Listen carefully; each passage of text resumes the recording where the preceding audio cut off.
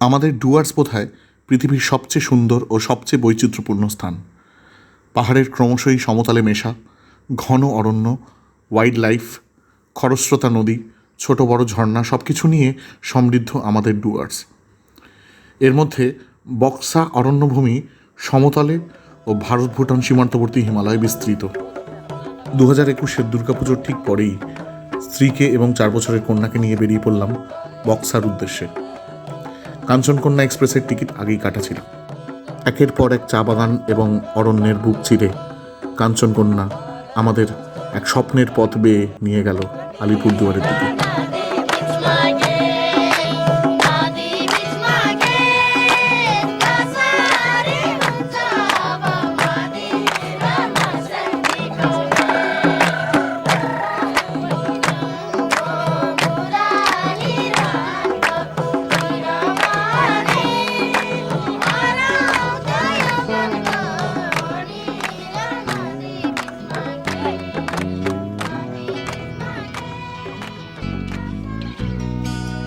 আমার ঘুম ভাঙে কখনো শান্ত মনে, কখনো ভোরের স্বপ্নে।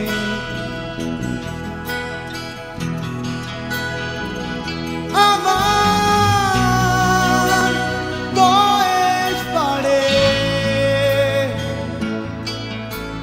ফেলে আসি কত কিছু কোন অতীতে।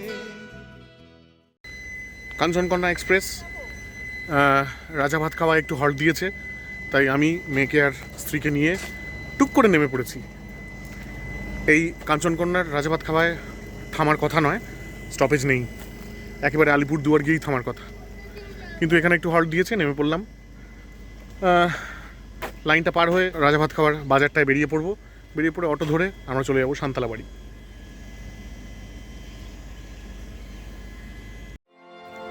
সমতলে বিস্তৃত বক্সা ফরেস্টের শেষ গ্রাম সান্তালাবাড়ি। এই গ্রামে থাকার জন্য কয়েকটি হোমস্টে গড়ে উঠেছে।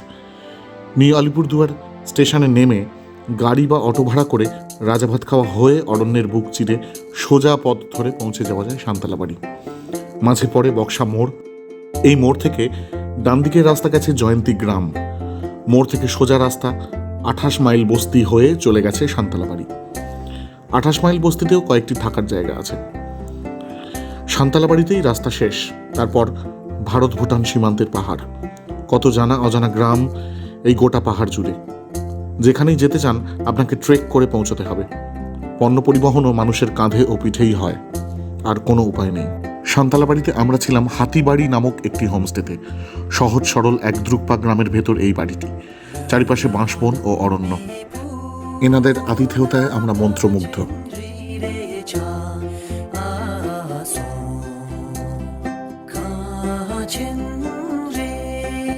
সন্ধেবেলা গেলাম সান্তালবাড়ি বাজারে। মাত্র 5-6টি দোকান নিয়ে একটি বাজার। মঙ্গলবার করে এখানে হাট বসে। পাহাড়ের গ্রামগুলি থেকে মানুষজন আসেন এখানে হাট বার করতে। হাতিবাড়িতে এক রাত্রি রেস্ট নিয়েই পরের দিন সকালে আমাদের লক্ষ্য ট্রেক করে লেপচাখা গ্রামে পৌঁছানো।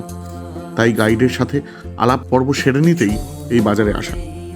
দেখা হয়ে গেল জেমস ভুটিয়ার সাথে। 2017-তে যখন বন্ধুদের সাথে লেপচাখা গেছিলাম, তখন জেমসই ছিল আমাদের গাইড। উনি এখানকার সিনিয়র মোস্ট এবং শ্রেষ্ঠ গাইড।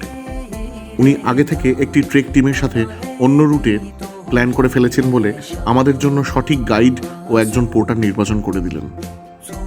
দিদির দোকানে মোমো খেয়ে বাজারের মানুষদের সাথে খোশগল্প সেরে আমরা বাড়ি ফিরলাম।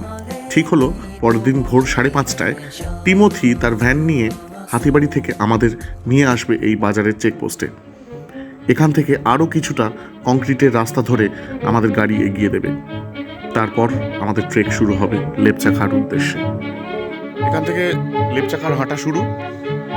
আমাদের ফুল टीम आप है सुभाष प्रधान, रुद्र थापा, टिमोथी राय हम लोगों को मारुति वैन पे यहाँ तक छोड़े हैं। और मेरे আমার স্ত্রী উজ্জয়িনী এবং আমার মেয়ে তিন্নি একসাথে আমরা হাঁটা শুরু করব লেপচাখার উদ্দেশ্যে। চলো লেটস স্টার্ট। এই হলো ট্রেক রোড। আগেও একবার এসেছিলাম আমরা 2017-এ, এখনও এলাম। মোটামুটি 60 ডিগ্রি ইনক্লাইনেশন এবং এই হলো রোড কন্ডিশন। আমরা এই রাস্তা ধরে হেঁটে লেপচাখা পৌঁছবো।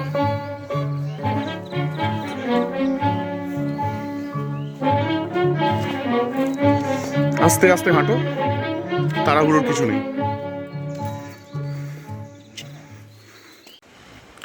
এই ট্রেক রুটেই পড়বে ইংরেজদের তৈরি বক্সা ফোর্ট, যেখানে বিপ্লবীদের বন্দি রাখা হতো। এই হিমালয়ের অংশটির ইতিহাস খুবই রোমাঞ্চকর। ভুটান রাজা, কোচবিহারের রাজা, তাদের বন্ধুত্ব, দ্বন্দ্ব, যুদ্ধ এবং এরই মাঝে ইস্ট ইন্ডিয়া কোম্পানির ঢুকে পড়া ও গোটা অঞ্চলে নিজেদের আধিপত্য বিস্তার।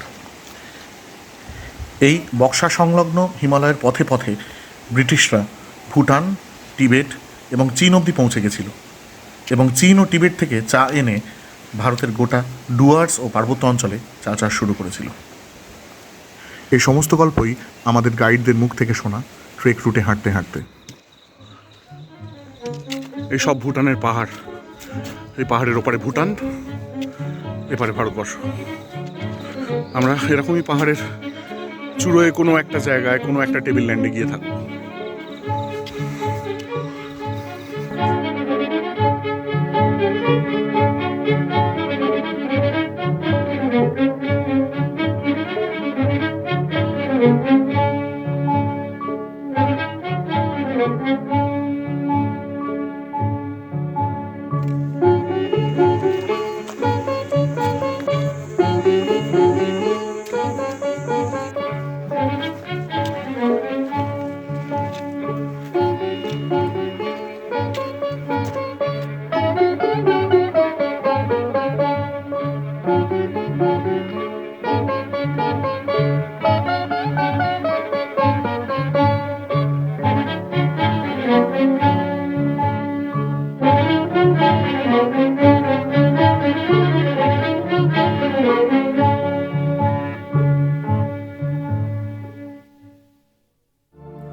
লেপচাখা গ্রামে পৌঁছে আরও একবার ভালো লাগায় উন্মাদ হয়ে গেলাম।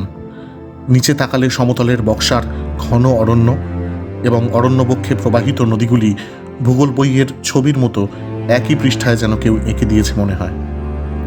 গ্রামে 60 থেকে 70টি পরিবারের বাস। সুপুরি, স্কোয়াশ ইত্যাদি চাষ ও বর্তমানে ট্রেকার্সদের জন্য হোমস্টের ব্যবসা করে এখানকার মানুষদের জীবিকা নির্বাহিত হয়। এই গ্রামের একটি মাত্র বৌদ্ধ মঠের গাম্ভীর্যে ও গ্রামের বাচ্চাদের কোলাহলমুখর খেলাধুলায় আচ্ছন্ন হয়ে রইলাম।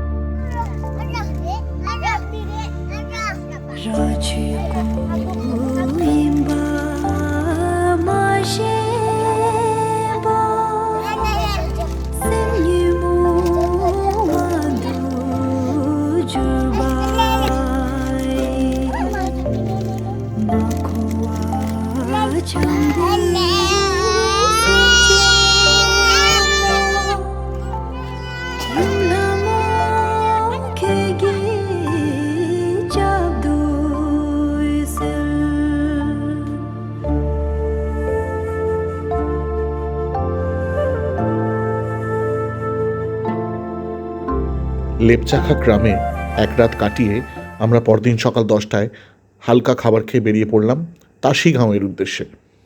ভুটান পাহাড়ে আরও একটি লুকোনো স্বর্গের নাম তাশি গাঁও।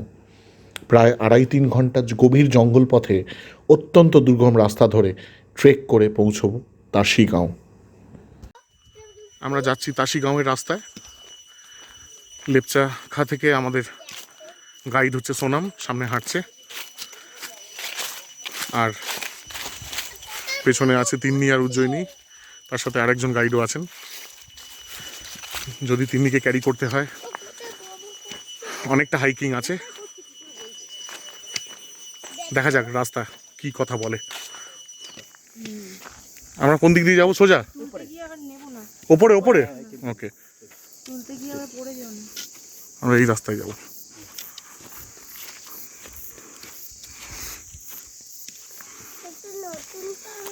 হ্যাঁ গোমা, তাসিগঞ্জের রাস্তায় হাঁটতে হাঁটতে প্রচণ্ড চড়াই, ঝুড়ো পাথরের রাস্তা। আমরা একটু বসেছি, একটু রেস্ট নিচ্ছি। দাদাও আছেন এখানে। উজ্জনী পড়ে গেছিল, তাকে টেনে তুলতে হয়েছে। টেনে তুলতে গিয়ে আমাদের সোনাম ভাইয়া উনিও খাদে তলিয়ে যাচ্ছিলেন, আর একটু হলে উনি গাছে শিকড়ে পাটা দিয়ে উদ্ধার পেয়েছেন। আস্তে আস্তে হাঁটছি, আস্তে আস্তে উঠছি, তাড়াহুড়োর কিছু নেই। দেখি আর পথ কি কি বলে। ললিপপ খাবো। দূরে লেপচাখা গ্রাম দেখা যাচ্ছে।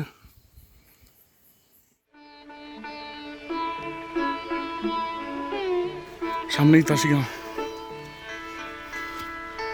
এই জায়গাটা একটু প্লেন ল্যান্ড, খাড়াই নয়, মাঝে মধ্যে বড় বড় পাথর ছড়িয়েছে, ঠিক আছে। আরেকজন আমাদের পোর্টার দাদা, তিন্নিকে বসিয়ে ক্যাডবেরি খাওয়াচ্ছে।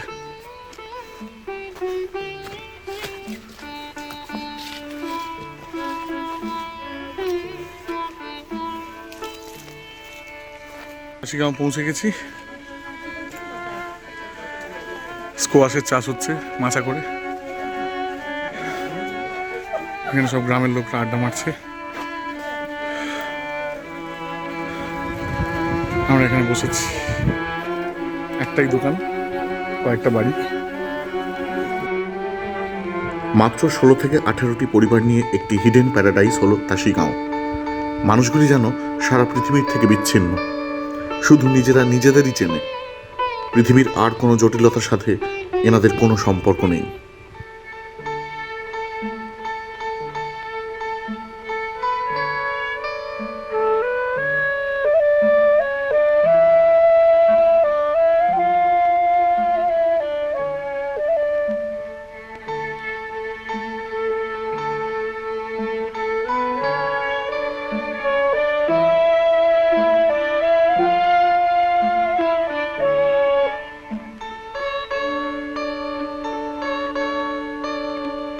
তাসিগাঁওতে ফুবা দ্রুকপাজির বাড়িতে আমরা আশ্রয় নিলাম। সারাদিন ধরে ওনার সাথে নানান গল্পে আমরা মজে রইলাম। ওনার ভালোবাসায়, যত্নে ও আতিথেয়তায় মুগ্ধ হয়ে ফেরার সময় ওনাকে কথা দিয়েছি আবার আসবো এই বাড়িতে আমরা সবান্ধবে।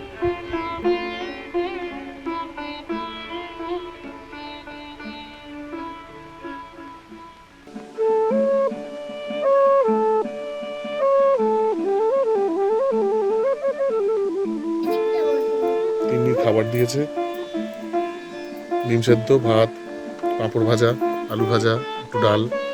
আর এই ঘিটা এখানকার গৃহপালিত গরুর দুধ থেকে তৈরি ঘি।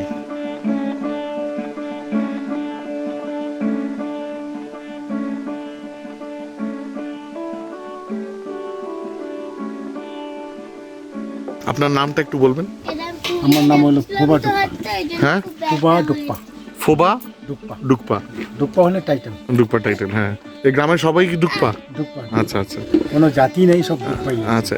এই বাড়িটা কবে করেছেন আপনি? এই বাড়ি তো আমার দাদু বাবা মামারা আগে দোতলা ছিল, আচ্ছা হ্যাঁ, কাঠের ছিল। আচ্ছা এখন এটা তৈরি করছি, আমি এটাকে রিপেয়ারিং করছি, 5 বছর হয়েছে। আচ্ছা। এই শীতকালের দিকে অনেক আসে, গেস্ট আসে? হ্যাঁ, শীতকালে নভেম্বর মাস থেকে শুরু হয় গেস্ট আসে। কিন্তু লেপচাকা মতন সেরকম। বেপচাখার মতো আসে না, খুব কঠিন রাস্তা তো। হ্যাঁ। তবে যারা ভালো ট্রেক করতে পারে তারাই আসে। হ্যাঁ, তারা আছে, ম্যাক্সিমাম কলকাতার লোকই আছে। কলকাতার লোকই আসে। ঠিক আছে, আরো আলাপ করবো সকলের সাথে।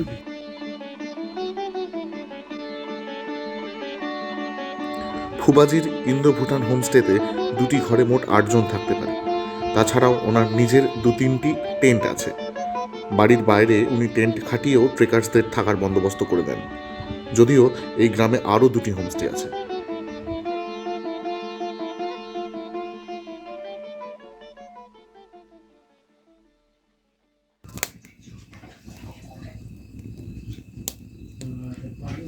এখানে এই তাসিগাঁওতে আসার ইতিহাস কি?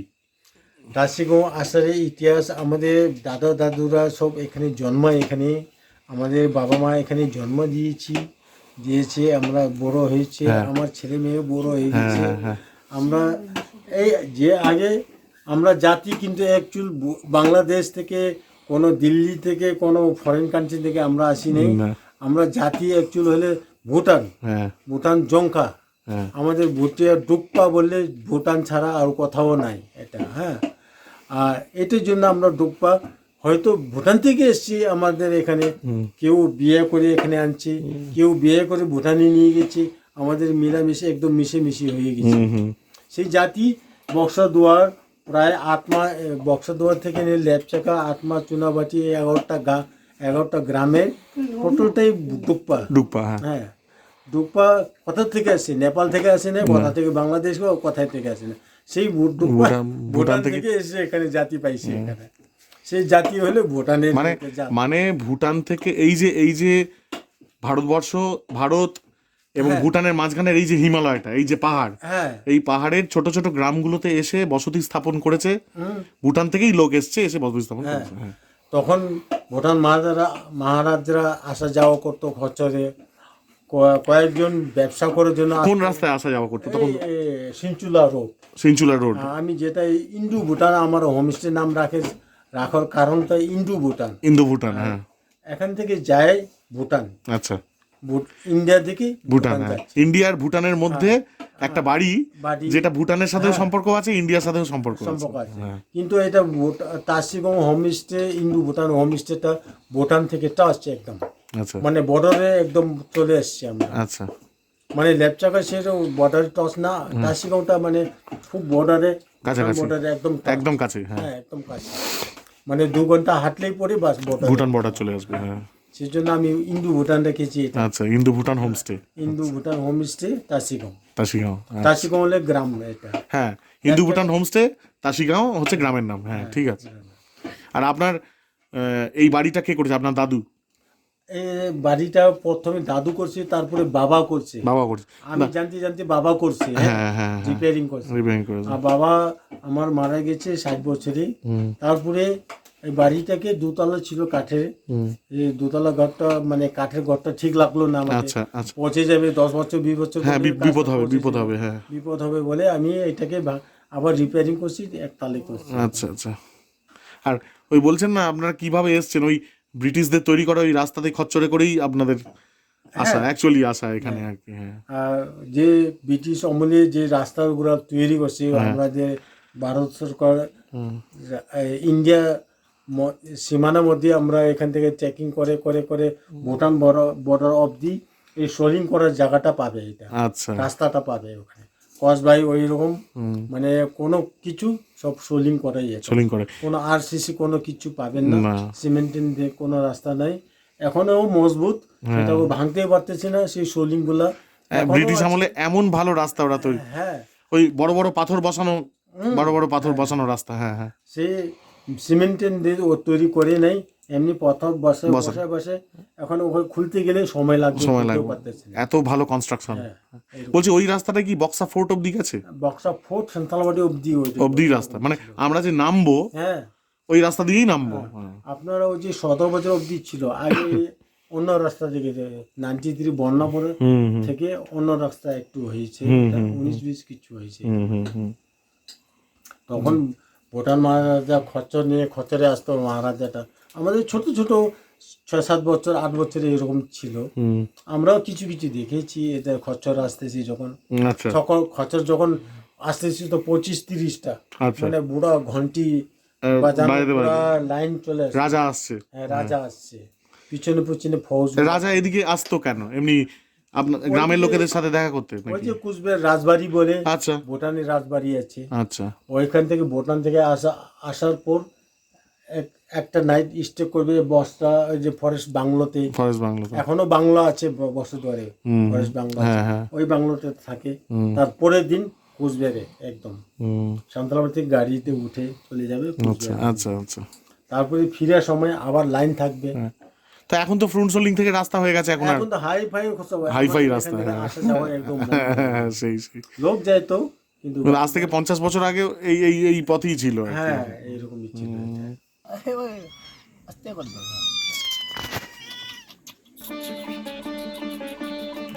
বাড়ি নিয়ে যাবি?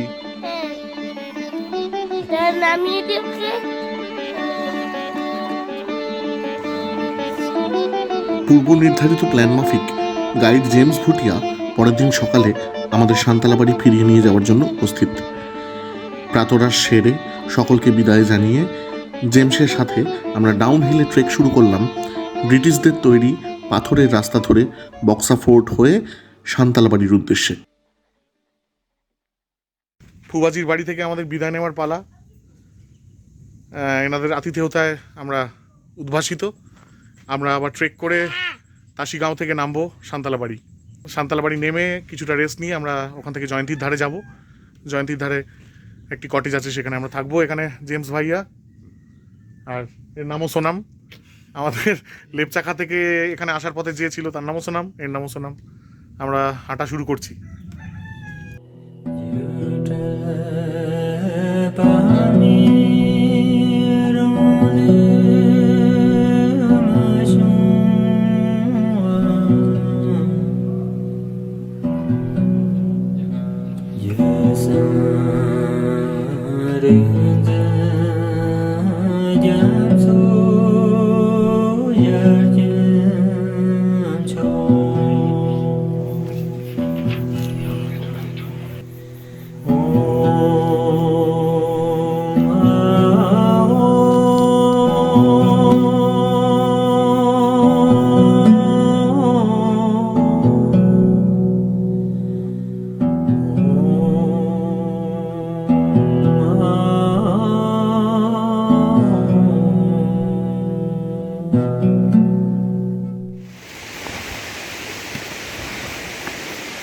समझाना दिलसना ला ला ला ला ला ये झमझम बजो तिरसना ला ला ला ला ला समझाना दिलसना ला ला ला ला ला ये झमझम बजो तिरसना ला ला ला ला ला माया को धुरीले तिमीले बाँधेछ माया को धुरीले तिमीलाई बाँधेछ मुक्ति मुक्ति भनेको तिमीलाई सोधेछ सम्झना बिर्सना सा ला ला ला ला ए झमझम बग्यो तिर्सना सा ला ला ला ला यो ठाउँमा यो गाउँमा मगमगाउने बास्नाहरू चल्दो रहेछ रे मनको कुरा मनमा भई फुलहरू फुलेछ घुम्दो रहेछ रे मन बनाउने बैसालुमा हुँदो रहेछ रे नजाऊ हे रेलीमा तर पटारी हे नजाऊ हे रेलीमा तर पटारी हे ओ सम्झना दिलसना ला ला ला ला ओ झमझम बजो तिर्सना ला ला ला ला ला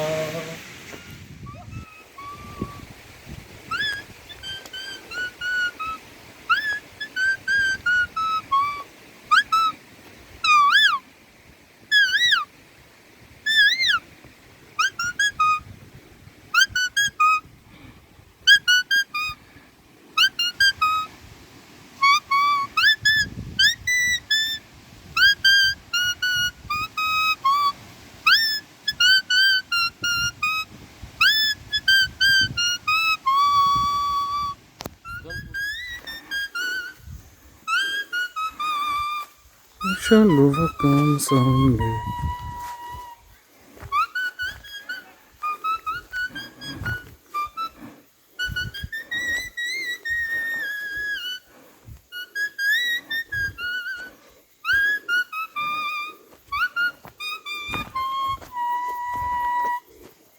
আমরা করব জয় আমরা করব জয় আমরা করব জয় নিশ্চয়। Oh, deep in my heart, I do believe we shall overcome someday. আমার ব্যাগ কোথায়? আমার ব্যাগ ওই তো কাকাই নিয়ে গেছে আগে। দাও। জয়ন্তী নদীর তীরেই জয়ন্তী গ্রাম, ছোট্ট সুন্দর সাজানো একটি গ্রাম। নদীর ধারে পর্যটকদের থাকার জন্য বহু কটেজ গড়ে উঠেছে। আমরা আশ্রয় নিলাম বক্সা সাফারি গাইড দেবাশিস নাইডুর একটি ঘরোয়া কটেজে। এই কটেজ থেকে সরাসরি নদীবক্ষ দেখা যায় না বটে, কিন্তু নদীর তীর এই বাড়ি থেকে মাত্র 2 মিনিটের হাঁটা পথ। এখানেই আমরা এক রাত কাটালাম। দেবাশিস দার সাথে বছর কয়েক আগের ছোট মহাকাল যাত্রার রোমাঞ্চকর স্মৃতি নিয়ে অনেক গল্প চলল। এনার বাবুর্চিটি অসাধারণ রান্না করেন। একটা দিন আমাদের চমৎকার কাটলো এখানে।